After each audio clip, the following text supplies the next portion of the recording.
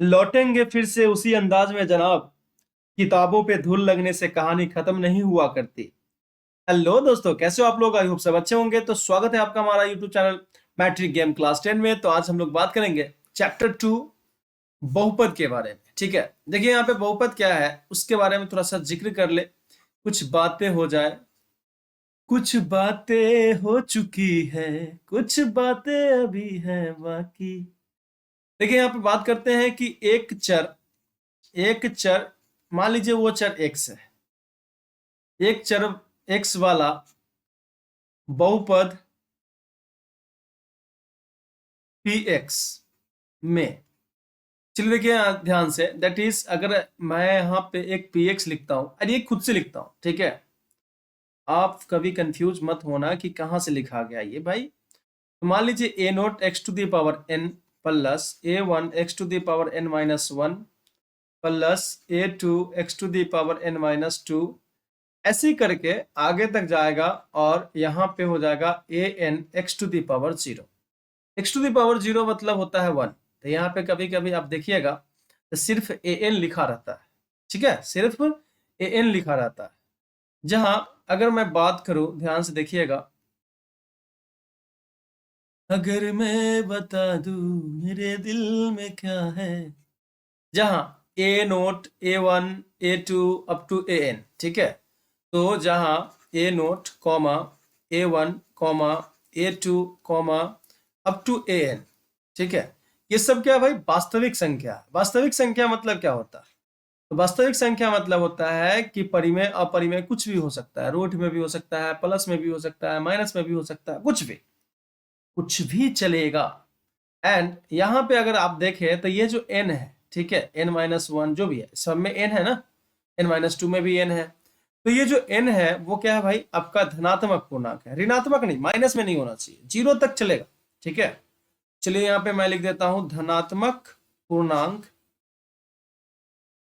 धनात्मक पूर्णांक या जीरो हो सकता है या शून्य हो सकता है, लेकिन आप इसको माइनस में नहीं लिख सकते। दैट इज, यहाँ पे देखो n बराबर क्या क्या हो सकता है? जीरो हो सकता है, एक हो सकता है, दो हो सकता है, तीन हो सकता है, ठीक है, अप टू इन्फानाइट तक, ठीक है, अप टू इन्फानाइट तक। समझ में आ रहा है कि नहीं आ रहा?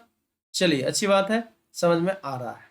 अब यहाँ पे मैं बात करूंगा, यहाँ एक चीज का थोड़ा सा कमी खल रही है, अब उस कमी को भी पूरा कर लेते हैं। कहते ना कि घूंघट की आड़ में दिलबर का दीदार अधूरा रहता है, जब तक न मिले नजरों से नजर, ये सिंगार अधूरा रहता है। चलिए ठीक है, यहाँ पे मैं बात करता हूँ। ये जो ए नोट था और ए वन था और ए टू था अप टू ए एन तक, ठीक है, ये है क्या एक्चुअली? तो यहाँ पे अगर देखा जाए, यहाँ पे समझिएगा ध्यान से, A naught A one comma A two comma up to A N, क्रमशः क्रमशः यहाँ पे देखिए ए नोट जो है किसका गुणांक है? X to the power N का। X to the power N का, अभी ए नोट मैंने पहले लिखा इसलिए X to the power N पहले लिखा। अब बताइए यहाँ पे ए वन जो है वो किसका गुणांक है? X to the power N minus one का। तो मैंने यहाँ पे x to the power N minus one लिखा, क्योंकि ए वन दूसरा में लिखा, तो x to the power N minus two a one दूसरा में लिखा। उसी तरह से अगर मैं बात करूं तो यहाँ पे हो जाएगा X to the power N minus two, ठीक है, up to X to the power zero, ठीक है, क्रमशः इसका देखो A naught A one A two up to A N, क्रमशः X to the power N, X to the power N minus one, X to the power N minus two, X up to X to the power zero का गुणांक है। क्या क्या है?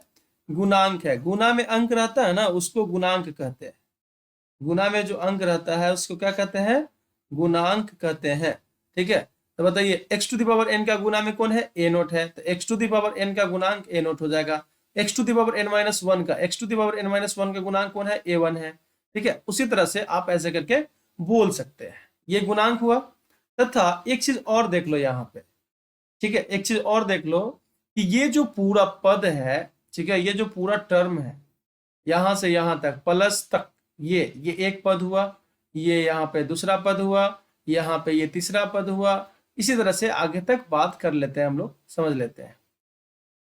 तो यहाँ पे A naught x to the power N comma comma दिया मैंने, प्लस नहीं दिया, a1 x to the power n minus 1 comma a2, ठीक है, a2 x to the power n minus 2।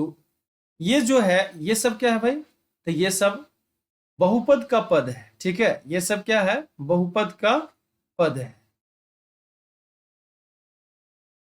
बहुपद का पद। अब मैंने बहुपद का पद बोला है, ठीक है, आप लोग कुछ ज्यादा नहीं सुन लीजिएगा, नहीं तो गड़बड़ हो जाएगी, ठीक है। चलिए इसका एक एग्जांपल देख के बताता हूँ। मैंने एक एग्जांपल लिखना है कि भाई इसका एग्जांपल क्या होता है। मैनू मीठा बहुत पसंद है, तू केक ले आया कर।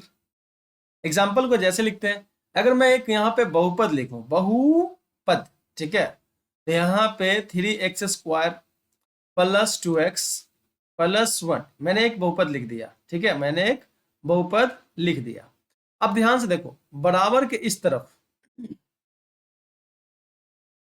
ये जो है बराबर है, ठीक है, बराबर के इस तरफ क्या है, ये व्यंजक नहीं है, ये बस नाम के लिए px दिया हुआ कि भाई पोलिनोमियल यानी बहुपद तो px से होता है। तो बराबर के दोनों तरफ अगर व्यंजक होता है तो वो समीकरण हो जाता है। जैसे देखिए, अगर यहाँ पे 3x² प्लस 2x प्लस 1 बराबर 0 होता तो बराबर के इस तरफ भी व्यंजक और बराबर के इस तरफ भी व्यंजक, तो ये क्या कहलाता, समीकरण कहलाता। बट यहाँ पे बराबर के एक तरफ ही व्यंजक है, तो ये क्या है भाई, बहुपद है। क्लियर है ये बात, ये बहुपद है। अब मैं आपको बहुपद होने का शर्त बताऊंगा, ठीक है, घबराइए नहीं, शर्त बताऊंगा। कहते हैं ना कि मेरे साथ चलने के वादा करके, ठीक है, कई लोग चल तो पड़े, कोई रास्ते में बदल गए, कोई रास्ता ही बदल गया, ठीक है। चलिए यहाँ पे बात करता हूं, x² का गुणांक क्या होगा भाई, x² के गुणा में कौन है, तो 3 है, तो x² का गुणांक कौन हो जाएगा, 3 हो जाएगा। x का गुणांक, x का गुणांक कौन हो जाएगा भाई, तो x का गुणांक बताइए, x के गुणा में कौन है, 2 है, तो यहाँ पे 2 हो जाएगा। और ये यहाँ पे तो x नहीं है ना, इसको अचर पद बोलते हैं, ठीक है, क्या बोलते हैं, अचर पद। तो यहाँ पे अचर पद जो हो गया वो 1 हो गया, अचर पद क्या हो जाएगा, 1 हो जाएगा। तथा मैंने आपको सब गुणांक बताना है बस, और ये वास्तविक संख्या है वो जानना है, तो 3 भी वास्तविक संख्या है, 2 भी वास्तविक संख्या, 1 भी वास्तविक संख्या है। क्लियर है। अब बताओ यहाँ पे 3x², ये जो पूरा हुआ टर्म, ठीक है, ये पूरा एक पद है, तथा यहाँ पे अगर मैं बात करूं तो 3x², 2x, और 1, ये क्या है, तो बहुपद का पद है। क्या है भाई, बहुपद का पद। क्लियर है ये बात, समझ में आ रहा है कि नहीं आ रहा। चलिए, तो थैंक यू सो मच, आप लोग को यहाँ तक समझ में आया होगा, आई होप आप लोग को अच्छा लगे।